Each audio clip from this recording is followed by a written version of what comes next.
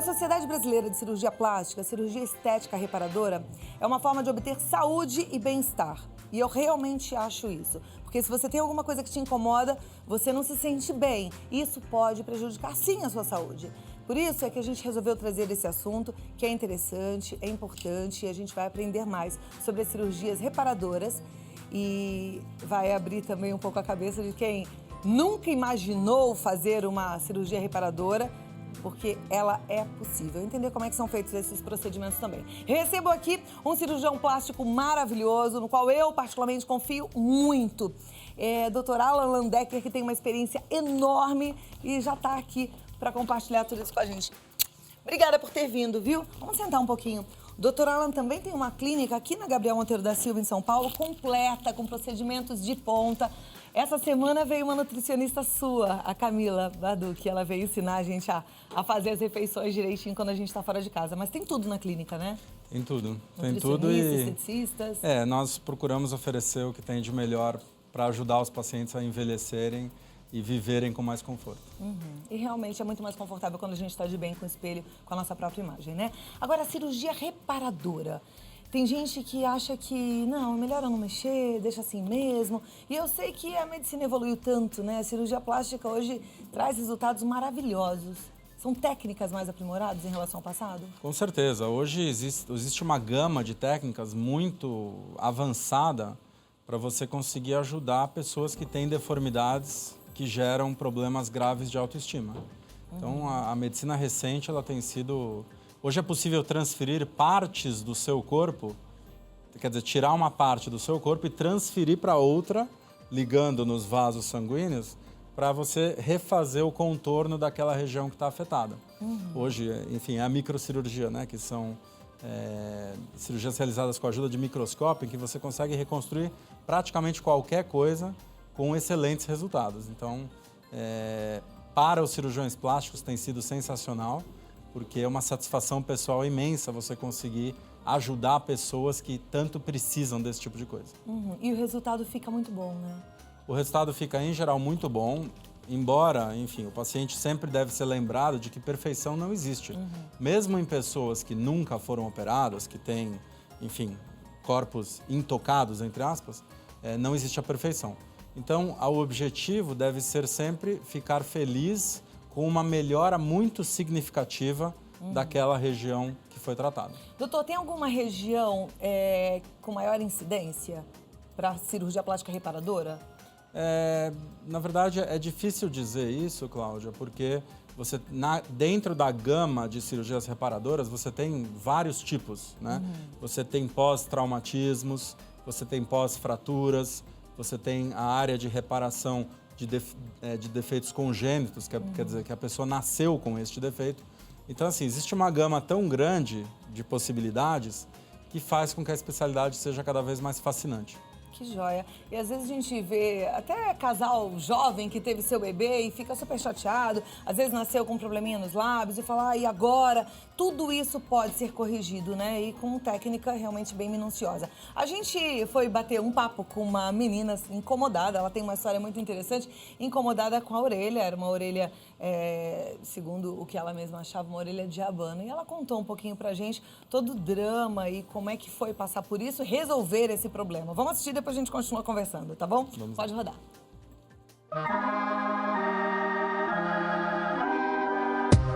Começou quando eu estava na 7ª série, mais ou menos assim, que é adolescente, todo mundo procura o defeito dos outros, e o meu era a orelha. Então, eles falavam muito assim na sala e tudo mais, e aí, daquele dia em diante, daquela semana que explodiu o assunto, eu nunca mais prendi o cabelo. Calor, não importava, assim, eu tava sempre de cabelo solto. Era um truque bom, assim. Não, eu sentia muita vergonha, porque mulher, né, vaidade, e era uma coisa no meu rosto, assim, eu não era gorda que eu podia emagrecer, era uma coisa que não dependia de mim, precisava de uma intervenção cirúrgica. Sempre me incomodou. As pessoas não percebiam porque eu tinha alguns truques. Triste porque eu sempre fui muito vaidosa, então sempre gostei muito de brinco, de penteados e eu não fazia nada. Então, eu tava sempre com a mesma cara, sempre com o mesmo brinco, sempre do mesmo jeito, porque eu não tinha coragem de me expor, assim. Eu achava que todo mundo ia perceber. Eu fiquei 2 anos nesse processo. Aos 20 anos eu decidi que eu ia fazer, eu operei aos 22. Eu pesquisei muito, pesquisei o CRM, principalmente porque eu não tinha indicação nenhuma. A única indicação que eu tinha não deu certo, não fiquei confortável. Internet, revista, tudo que eu podia, eu fiquei 2 anos pesquisando até marcar uma consulta e ele falar, não, vai dar certo, vai ficar bom, e aí deu.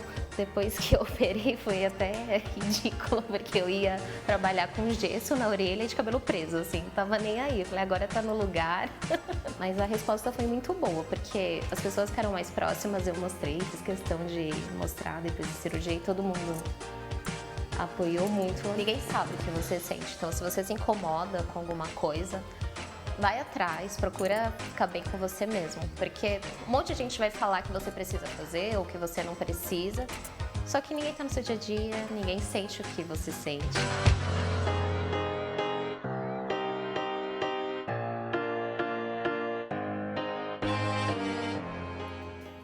Legal, né? Livre, aí, sem os traumas, sem o medo de ter alguém ali observando aquilo que tá te incomodando. E é muito assim, às vezes as pessoas falam pra você, não, nem é, seu nariz é bonito, mas você acha que ele tá feio, que ele é grande, te incomoda, você não consegue ficar de perfil. Às vezes é alguma coisa que precisa ser feita pós-trauma mesmo, que você acha que ficou uma marca muito forte. Isso tudo pode ser corrigido. Agora, quais são os cuidados que o paciente precisa tomar na hora de decidir que vai fazer uma cirurgia reparadora? A primeira coisa é você realmente se perguntar qual é o grau de incômodo com aquela deformidade. Se for um grau de incômodo muito leve, às vezes é melhor não operar, porque toda cirurgia tem risco, tem custo, etc. Agora, eu acredito que se o risco, se o incômodo for muito alto, muito grande, o paciente deve procurar sim um profissional que seja especializado na reconstrução daquela área que ele deseja, que ele seja membro da Sociedade Brasileira de Cirurgia Plástica e que realize todas essas cirurgias em centros que tenham a infraestrutura necessária para que esse procedimento seja feito com excelência. Porque, frequentemente, são cirurgias grandes e que dependem de tecnologia. Por exemplo, microscópios. Tá. Você disse procurar um especialista que seja mais, que tenha mais experiência em alguma parte do corpo. Sim. E é assim, normalmente. Sim. Um cirurgião plástico, ele é um especialista na cirurgia plástica, mas ele pode Sim. se especializar ainda mais numa determinada parte do corpo, é isso? Sim, atualmente a medicina está super segmentada. Então, mesmo dentro da cirurgia plástica, existem cirurgiões que se especializam ou têm um interesse especial em certas cirurgias, né?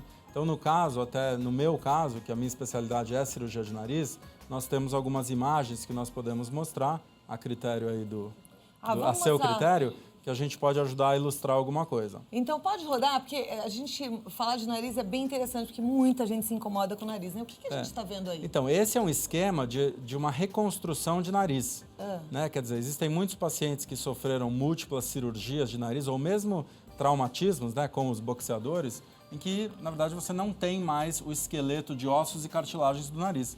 Então, esse é um esquema que a gente usa para mostrar os enxertos de cartilagem que a gente usa para refazer toda a estrutura do nariz. Então, nesse caso, todas essas colunas e vigas, etc., elas são esculpidas, né, usando a cartilagem de costela como matriz. Então, agora, para usar a cartilagem de costela, tem que abrir a costela, mas é uma cirurgia grande ou pequena? Então, atualmente, nós conseguimos tirar a cartilagem de costela através de uma pequena incisãozinha de cerca de 2 a 2,5 centímetros, meio centímetro acima do sulco da mama. Então, óbvio, faça uma sutura com muito cuidado, é praticamente impossível de ver essa cicatriz depois, uma cicatriz muito pequenininha. Uma coisa bem pequenininha. E aí reconstrói o nariz. Olha que interessante. A próxima imagem, as próximas 2 imagens mostram bem esse esquema. Então, vejam, essa é o que a gente faz para reconstruir a columela, que é aquela coluna de pele que fica entre as narinas na ponta. É como se fosse um eixo de sustentação, né? Então, você vê 2 lâminas de cartilagem de costela costuradas uma na outra, apoiadas na espinha nasal, que é um pequeno ossinho que fica bem na base do nariz. E na próxima imagem, nós conseguimos ver toda a colocação desses enxertos, né, são todos enxertinhos de cartilagem que são usados para refazer esse formato triangular que caracteriza o formato bonito de um nariz quando visto da base. Que bacana. Agora, isso no caso de um boxeador que ele não tem mais essa estrutura. Agora, quem, por exemplo, ao contrário, tem uma estrutura que não gosta, né? Um nariz muito grande. Sim. E aí, isso tudo também pode ser mexido. Como é que é hoje? Sim, então nós usamos essa mesma filosofia que se chama rinoplastia estruturada para tratar esse tipo de pessoa. Mesmo rinoplastias estéticas e ou funcionais, né? Onde você não tem nenhuma história de traumatismo. Então, hoje, a rinoplastia ela é feita dessa forma. Então, você reduz o esqueleto, né? Otimiza as vias aéreas, só que antes de terminar a cirurgia, você vai fortalecer as cartilagens uma por uma, com essas tirinhas de cartilagem que vêm do seu próprio corpo e pontos de fixação. Então, a ideia é que no final da cirurgia, o nariz esteja esculpido, porém fortalecido por essas duas técnicas. Assim, quando as forças pós-operatórias atacarem o nariz, e essas forças são tecido de cicatrização, forças respiratórias, peso da pele, o fato de que mexemos muito no nariz, como a estrutura do nariz vai estar forte, tem muito menos chance dele entortar, entrar em colapso, começarem a aparecer pequenas depressões que caracterizam os narizes que foram realizados no passado usando a técnica simplesmente redutora, que era quando você só diminuía o nariz e acabou a cirurgia. Uma cirurgia de nariz pode ser feita com quantos anos? A partir de quantos anos? A partir dos 16 anos, quando toda a estrutura de ossos e cartilagens do esqueleto do nariz está plenamente crescida ou desenvolvida, e quando o paciente já tem uma estrutura de personalidade suficientemente desenvolvida para encarar as mudanças que essa cirurgia vai proporcionar. Tem aquela história do paciente falar, eu quero um nariz arrebitadinho, eu quero um nariz mais fininho? Ou o cirurgião sabe qual é o nariz ideal para aquele formato de rosto? Durante a minha especialização nos Estados Unidos, nós pegamos mais de 100 modelos que a gente considerou que não operaria os narizes porque eles eram agradáveis. Então, disso nasceram uma série de proporções.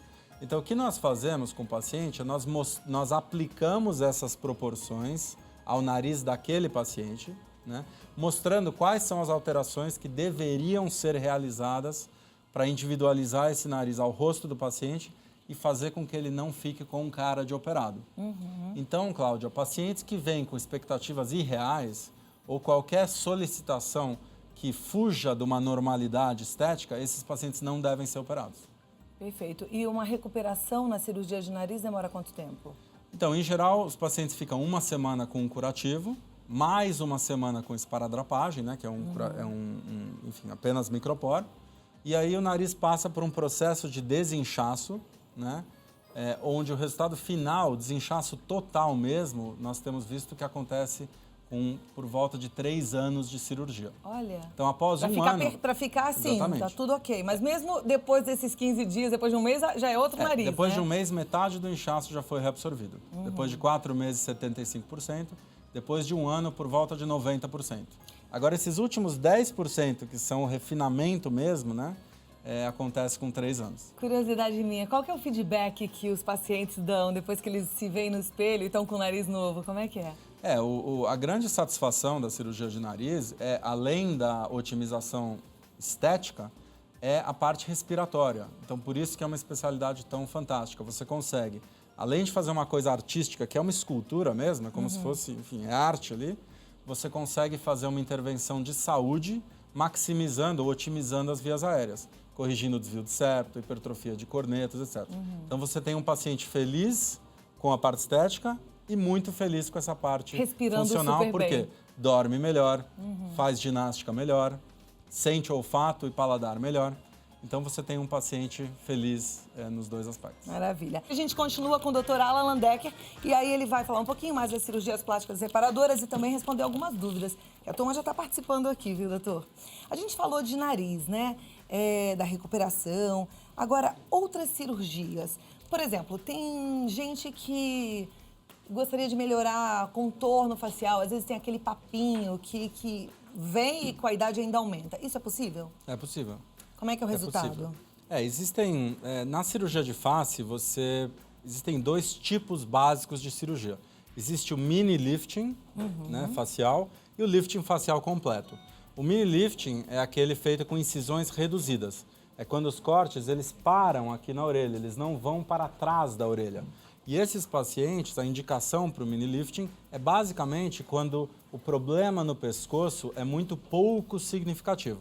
Agora, quando você tem muita flacidez de pele no pescoço, enfim, problemas de contorno significativos, aí não tem jeito. Você tem que fazer o que a gente chama o lifting facial completo, onde você faz um corte aqui que vem até atrás da orelha, eleva um pouquinho a pele, coloca todos os músculos de volta no lugar e depois reposiciona a pele sem tensão. Então, com isso, você consegue produzir um resultado equivalente àquela pessoa olhar a foto dela de cerca de 10 a 15 anos atrás. Uma cirurgia, como a gente ouve falar, um mini lifting, uma cirurgia mini, ela pode ser feita numa clínica ou ela tem que ser feita sempre no hospital? Jamais. A ideia é que isso é meu posicionamento profissional. Qualquer cirurgia plástica deve ser feita sempre num hospital que possua UTI. Eu acho que é muito mais seguro para o paciente. No caso de acontecer alguma intercorrência, é muito mais fácil atender esse paciente e o hospital ele vai ter toda a estrutura para atender o paciente. Você pode precisar de bancos de sangue, pode precisar de tecnologias que uma clínica, por melhor que seja, com certeza não tem. Então, cirurgias plásticas feitas em clínicas, aumenta-se o risco de complicações. Ok. A dúvida é da Giane Almeida, de Barbacena. Ela diz, hoje eu não poderia perder a oportunidade de perguntar ao cirurgião. Eu tive neném e fiquei muito deformada com estrias. Gostaria de saber se é possível fazer cirurgia para reparar esse problema. Com certeza. A cirurgia de abdômen é feita após a gravidez. Aliás, é a indicação mais frequente. A abdominoplastia, normalmente, o paciente vem com um problema no abdômen causado pela gravidez, aquele estiramento da pele, uma abertura um pouquinho dos músculos, causando uma protuberância e as estrias na pele. Então, a abdominoplastia é uma cirurgia que pode ajudar a melhorar essas alterações de uma forma espetacular, porque você refaz a camada muscular, né? Você corrige o que a gente chama de diastase, que é aquela separação muscular, então você refaz aquela cinta interna de músculo que vai manter o abdômen chapadinho, né? E você retira aquela pele em excesso. Então, essa pele que você tira, normalmente tem muitas estrias. Então, ajuda a melhorar muito a estética do abdômen. Muitas delas vão embora, não é isso? Agora, ela também pergunta sobre custo. Eu acho legal a gente falar um pouquinho sobre custo, porque tem gente que fica buscando o menor custo, né? E isso pode ser um risco? Sim, então isso é um alerta espetacular e é por isso que o seu programa tem tanta credibilidade.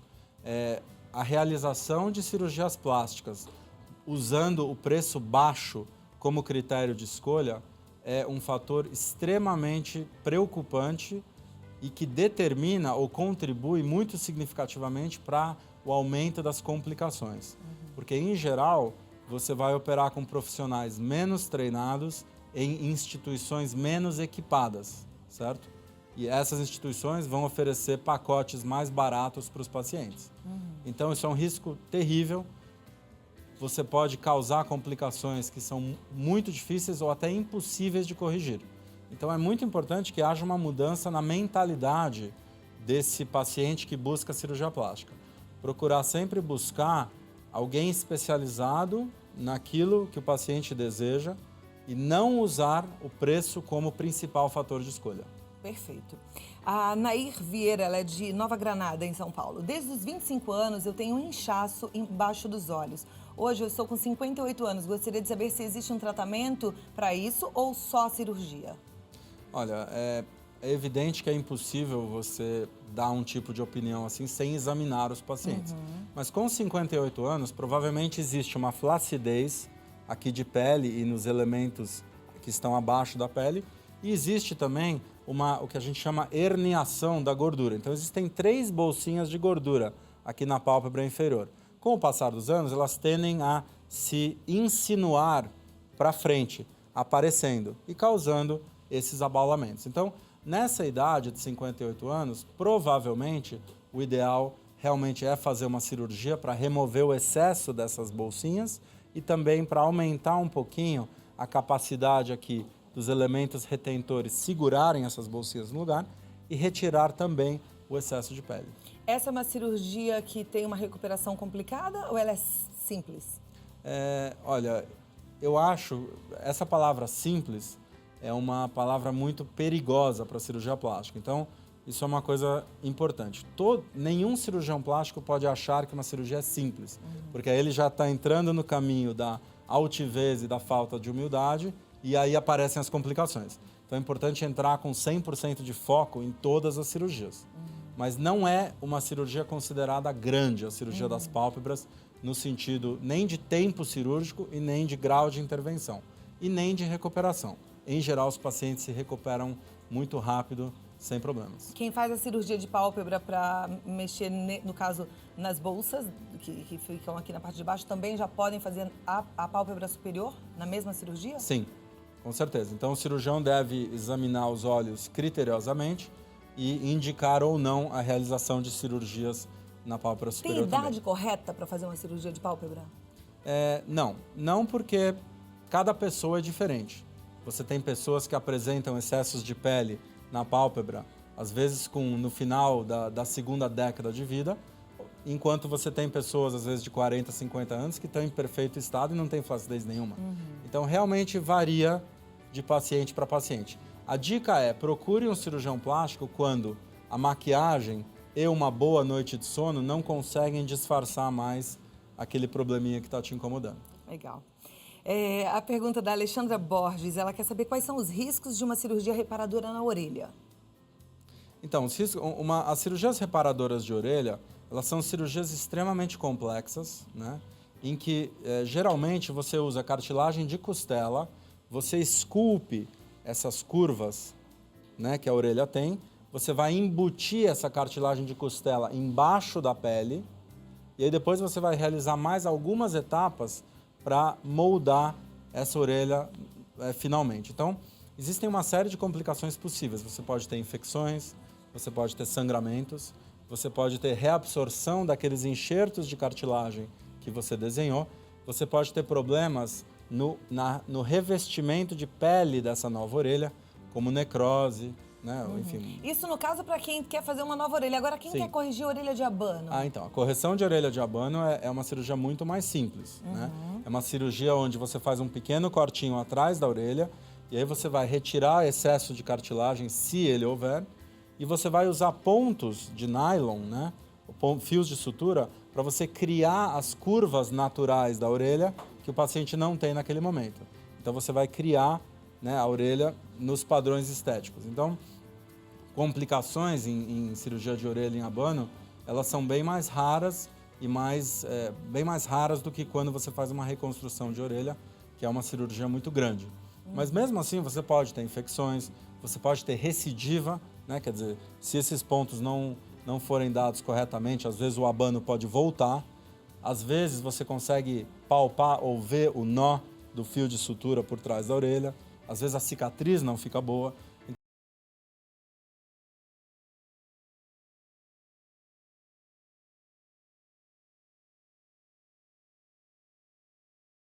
Tá. Então, escolha muito bem o profissional que vai fazer a sua cirurgia. Essa é a chave para tentar evitar os problemas. Ela pergunta, eu sei que vai ser complicado responder, se é muito caro. Não sei se existe uma média de preço para uma cirurgia de orelha de abano. Não existe. Existem, enfim, cirurgiões que cobram desde valores menores até maiores e não é possível responder esse tipo de pergunta. Ok. A Eunice Siqueira Santiago, ela é de Suzano, em São Paulo, ela pergunta se com 81 anos ainda é possível ela fazer uma cirurgia de correção para as rugas em torno dos lábios. Sim. A realização de cirurgias em idosos, ela tem aumentado ultimamente porque a expectativa de vida das pessoas aumentou. Então, uma senhora de 81 anos que esteja em perfeita forma física, ou seja, checada via exames. Então, quando você vai operar uma pessoa que tem 81 anos, você precisa se certificar de que ela vai ficar bem e que ela não vai ter riscos na anestesia. Então, tem que fazer uma bateria grande de exames para ter isso. Uma vez que você certificou que a paciente está bem, que ela pode ser submetida à cirurgia, vamos lá. Por que ela não tem o direito de ter, enfim, uma boca bonita com essa idade? Claro que tem. Então, para rugas periorais, existem tratamentos que conseguem melhorar muito bem essa região. Hoje existem tecnologias maravilhosas a laser, que podem fazer um peeling até mais profundo nessa região. E existe a dermoabrasão, que é uma lixa de diamante rotatória, em que o médico mesmo aplica no local e você vai aplanando essa região e diminuindo as rugas.